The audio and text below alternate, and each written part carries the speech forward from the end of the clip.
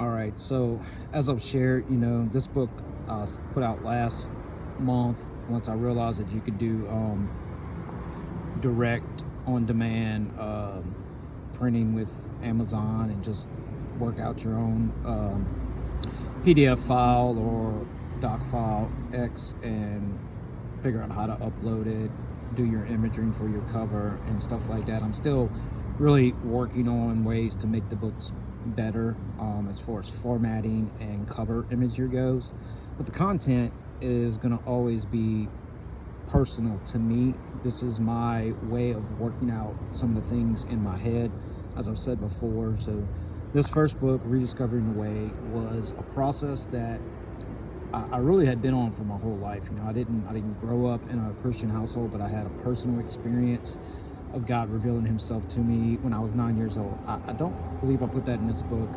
It is in my testimony, so that's why I say if you read Stumbling Toward Freedom or YOLO, you would get that message in there. And then generally I think I put it in all the upcoming books as part of my biography.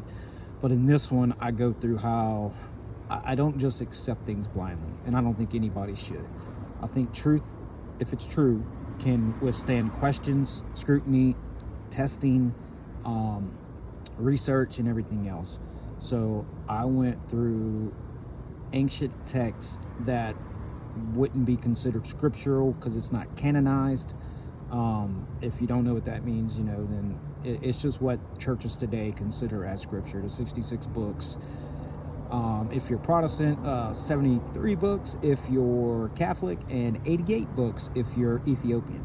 But anyway, I actually went through Ugaritic texts, some Mesopotamian texts, Greek mythology, Egyptian mythology, or chronological things, a lot of different stuff. I didn't hold anything back in my own research and challenge of what I thought God was, because I always want to get down to the truth of that matter, regardless of the text in and of itself, or any sermon or theological class that I've taken, or books that I've read, or videos and content that I've absorbed. All that kind of plays out in this book. This book is just about 200 pages. And what I actually did, and a lot of the books that'll be coming out after this, is kind of go into some of the chapters that I put here in this book and really expanded on them, because I kind of put a lot into this book. Each little section can actually be its own book. So I've got a book called, Walk With Me. It's about walking with God. Those who walk with God. There were people walk with God called righteous and blameless before there ever was a written word. So that's why I say God can be found in and outside of the Bible. I don't hold to Bibleolatry. I don't worship the Bible in and of itself. I think it is good for teaching and guidance, as Paul states. It's God breathed, but not in the sense where God orchestrated and took over somebody's hand and made them write what he wanted. He used them in their own personality, in the context of where they were, what they could relate to, and write it down, and so that the people around them could relate as well. And we have to kind of dive back into that to get it. So there's a lot I go through here. Like I said, many gods, many voices, things about the unseen realm. Jesus hits the scene. Things about the churches and structures. When Jesus hit the scene, for instance, every religious individual of the time that was the most learned and educated and thought they had God figured out totally missed him. And my fear is that many of that same vein today, those who have attended higher educational classes and been indoctrinated in theological systems, have missed a part of Jesus. I'm not saying anyone's incorrect necessarily. I just say a lot of what people believe may be incomplete. And that's what I kind of dive to in there. It's a confusing world. The battlefield again, about the war within us, how our minds can play tricks on us, how spiritual warfare in and around us can play. People trip us up. People that we saw as representatives of God or Jesus Christ didn't live up to what we expected them to do, things like that. But without all that, what does it mean for us to really walk it out? We walk in alignment with God.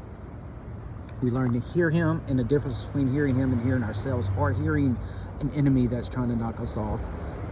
We have stability. The narrow path, as Jesus called it, is what we have to walk on, because this is where the book really started for me, is when I really saw the phrase that is documented as Jesus saying it, where he says, wide is the path that leads to destruction, but narrow is the way that leads to life. So if it's a narrow path, billions and millions of professing Christians can't have it right. If it's a narrow path, it means there's something that we just can't learn and be taught. I'm not saying there's only a limited number of people that can enter into the kingdom, but I believe that we have to do our own discernment and let our own convictions play out on what it actually means to live in alignment with God. And like I said, I got that kind of coming out in a couple of other books. This was a lot of information wrapped up into one. Most of my other books are going to probably be half this size, because they're really individually focused on one thing or another. So, and again, if you have this one, great, I appreciate it. But I would encourage you and anyone to grab Stumbling Towards Freedom. You would really get a better understanding of why I view things the way I do, and why I've always questioned things that were handed to me, and not necessarily didn't accept them, but wanted to really dig deeper into why I should accept it. So again, I call myself a stumbling follower of the way. The first Christians were not called Christians by those who wrote about them or by themselves. They were called people of the way, because Jesus was the way, the truth, and the life. So Jesus being the way, truth, and the life, I'm following Jesus, trying to walk with God down the narrow path.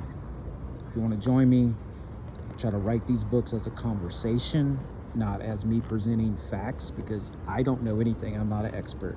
I'm just somebody who can spend 8 hours a day absorbing theological content, and I've done that for over 15 years consistently. So I have a lot of stuff in my head that I'm finally trying to get out.